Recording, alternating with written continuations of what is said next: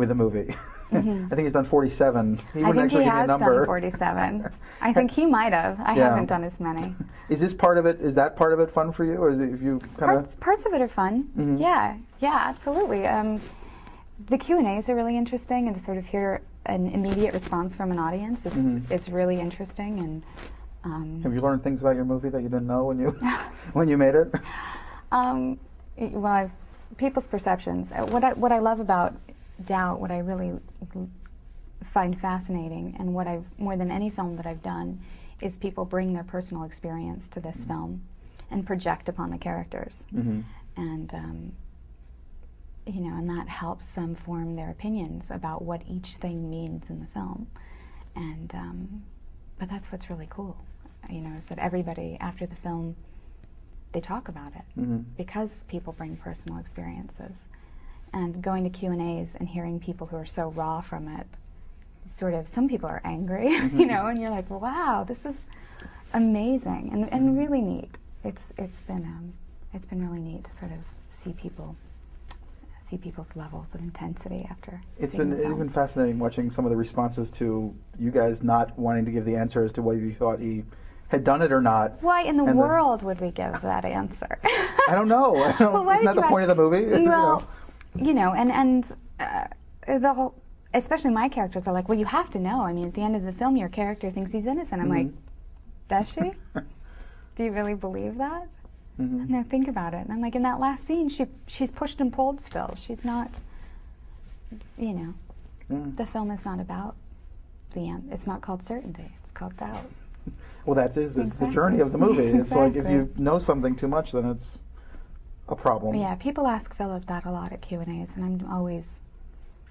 It seems cruel. I mean, I guess he's been beaten up in the tabloids for responding harshly to a press person at some point about, you know, why are you asking me this stupid question? I don't think it is a stupid question. Yeah, I think if you defend your character, sometimes you can be beaten up. Yeah. Have you had to defend your characters? Your characters are also likable. Yes, well, that's what I've had to defend. No, I've... Don't you want to play an evil bitch? Are you ready to play I've done it. No one's just... Nobody saw that movie. Go back in my work. I've played that. I've definitely been the bad girl. It was interesting because at the beginning of my career, that's kind of what I did. I was like the dumb girl, the bad girl, the, you know... The bank robbing hussy? Something like that, yes, sir. Yeah, no, I sometimes get that. So do you have the urge to do it? Is that, do you want to play Cruella de Vil as the sequel to your Disney life? No, no. I never want to do anything in my life or in my career to prove to other people that I have it in me. If I believe, I know myself, so I'm not interested to just show people, well, you think I'm good, well, watch me, you know, be naked on screen. I have no desire. Well, if you don't want to be in a bikini, I definitely know you don't want to be naked. I'm sure it's lovely. But, no, you know. we won't continue on that line of questioning. It's been a very difficult year for that because, you know, we did an interview with Marisa Tomei. And it was like, she's great in that. She's fantastic in the movie, but it's the second movie in a row that she's been naked, and people are like, she's naked. And then she has to kind of explain being naked, and it's very odd. Because the character was. That's why she is. Yeah. Well, but I think she, as a human being, I mean, for her, I think the comfort zone, you're talking about your acting experience and your teaching, you know, learning, feeling that you could let yourself be exposed. I think she, at some point in her 30s, I think she was actually specifically speaking about Salome with... what is she now? She's 40? She's now 44. Well, we can't talk about age. Amazingly, she's 44. Well, the point being is that if I look that good when I turn 40, I may decide. So there you go. She looks unbelievable. She does. Unbelievable, so... And a daring performance. I mean, yeah, absolutely. Yeah. And it's fascinating. Very daring. Because Tilda Swinton, on the other hand, doing her thing where she's, you know, Michael Clayton and whatever, where she just completely exposes herself in ways that are not necessarily very sexy, feels like that's just her job. Yeah. You know, that's what I do for a living. Why should anybody even think twice about being naked or about, you know, showing their fat or whatever? Yeah, she's great. All different kinds of actresses. Well, different perceptions of actresses, so sometimes you can, you know, you can't control perception. So what are you going to take away from Doubt after starting with T and moving on through the whole experience? Or is it over yet? I mean, does the season continuing on keep the movie going on for you, or you kind of have had your experience? I've had my experience. The season it's fun and crazy and a bit of a whirlwind, but however things work out, or what you get or what you don't get, and if you're nominated or not nominated, it doesn't take away from the experience of making the film and the pride I feel for the film, and you know, the character of Sister James for me. It doesn't.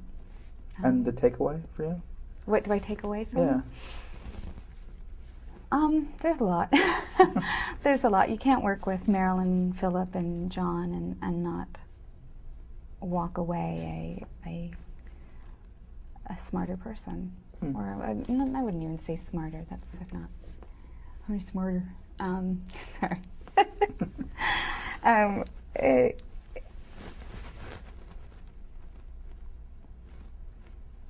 I can't think of.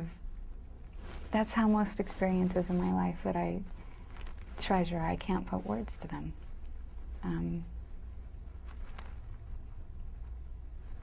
Sorry, I'm like emotional. Okay. I'm like, I'm tired. It was an amazing experience to, you know, to be somebody who I never thought I'd be here talking to you. It's cool.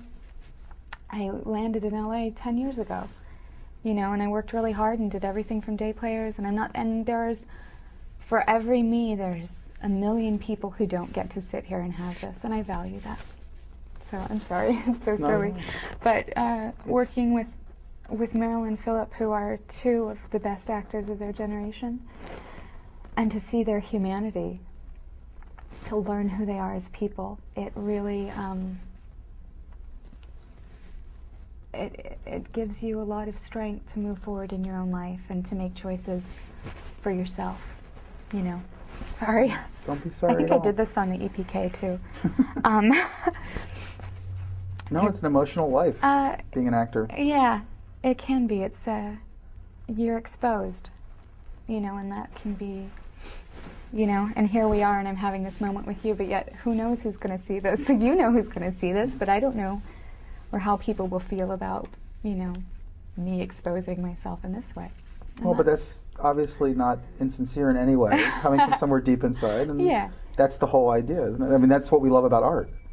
That's what we love about going to the movies. It's true. I value so much the experiences I've had the opportunity to have. So. I mean, I think that's what we see when we see you. The reason that people, I think, are drawn to you as a performer have been because they see your heart. Well, You know, that's what there's something, whatever it is in you that. I mean, you're not a movie star, single character kind of person. You're still an actor first in all the roles you do. But I think they see somebody they like. Well, sometimes. Yeah, I'm not. I can't. I don't know. I'm just sort of rambling, so I apologize. Well, thank you so much. Thank you. And I hope you didn't feel too. No, exposed there. it's all right. It's a happy thing. It's just kind of being very grateful to the people I've worked with. No, and I'm sure they are for you. Yeah. Well, thank you.